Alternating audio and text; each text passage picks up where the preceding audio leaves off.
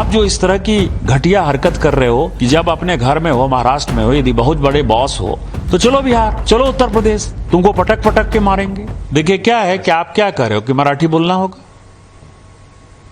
आप किसकी रोटी खा रहे हो? वहां टाटा है, बिरला है, रिलायंस है, कोई महाराष्ट्र में यूनिट नहीं है।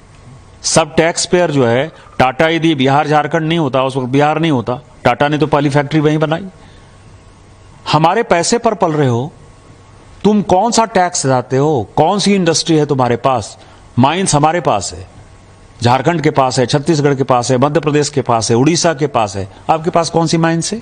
रिफाइनरी यदि रिलायंस ने बैठाई या एसआर ने रिफाइनरी बैठाई तो वो गुजरात में रिफाइनरी बैठाई है। सारी इंडस्ट्री जो है, सेमीकंडक्टर की भी इंडस्ट्री है तो गुजरात में आ रही है।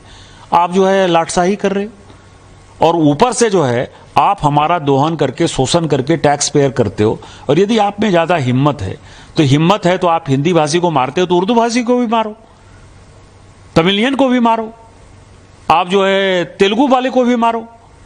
आप जो इस तरह की घटिया हरकत कर रहे हो, और मैंने हमेशा कहा है कि जब अपने घर में हो, महाराष्ट्र में हो, यदि बहुत बड़े बॉस हो तो चलो बिहार, चलो उत्तर प्रदेश, चलो तमिलनाडु, तुमको पटक पटक के मारेंगे। ये अनार्की जो है नहीं चलेगी। हम मराठी का सम्मान करते हैं, मराठी एक आदरणीय भाषा है और हम छत्रपति साहू जी महाराज, छत्रपति शिवाजी जी महाराज, पेशवा सबका जो है, तात्या टोपे से लेके सभी का हम सम्मान करते हैं।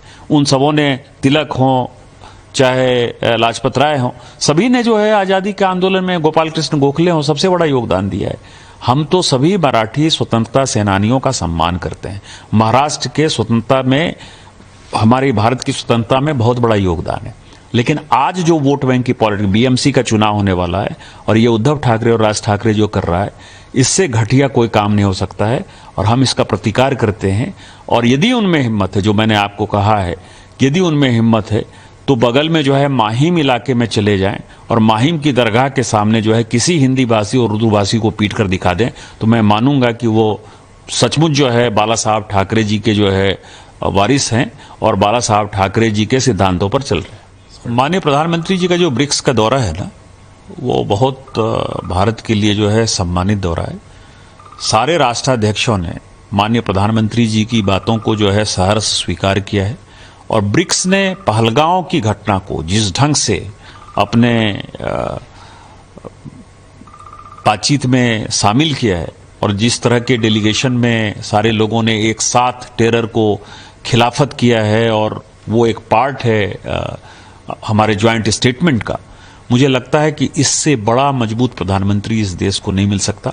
हम माननीय प्रधानमंत्री जी के प्रति शुक्रगुजार हैं और उनका जो नेतृत्व है वो पूरा का पूरा 190 से ऊपर कंट्री उसको मानता है और उनके नेतृत्व में भारत मजबूत है, इसलिए हम मजबूत हैं और पाकिस्तान को जो है मुंह तोड़ किसी भी समय हम जवाब देने की स्थिति में।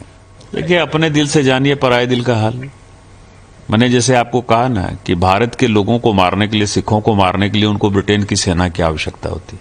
आज भारत मजबूत है। भारत ने ब्रह्मोस से और आकाश से जिस तरह से अटैक किया, पाकिस्तान को तहस नहस कर दिया, जिस तरह से उनके एयरफोर्स कैंप को, आर्मी कैंप को, जो टेररिस्ट कैंप को हमने तबाह किया है, इससे कांग्रेस पूरी हिली हुई है। कांग्रेस को लगता है कि हम तो छोड़कर गए, हम तो उस सेना को छोड़कर गए जिसके पास की 5 दिन का जो है गोला नहीं मौजूद था, और ऐसी सेना हो गई 10 साल में कि वो जो है घुसकर पाकिस्तान को मार रही है।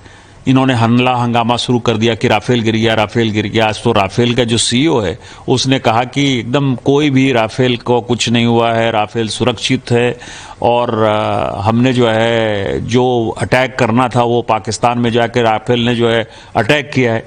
तो सारी बातें जो है खत्म हो गई। अभी तक तो उनको यही लग रहा था ना, हंगामा कर रहे थे। दूसरे एविएशन कंपनी के साथ, दूसरे देशों के साथ मिलकर कांग्रेस एक कैंपेन कर रही थी। मैं यही कह सकता हूं कि कांग्रेस एक देशद्रोही पार्टी है और मेरा लगातार ट्वीट इसके ऊपर जारी रहेगा।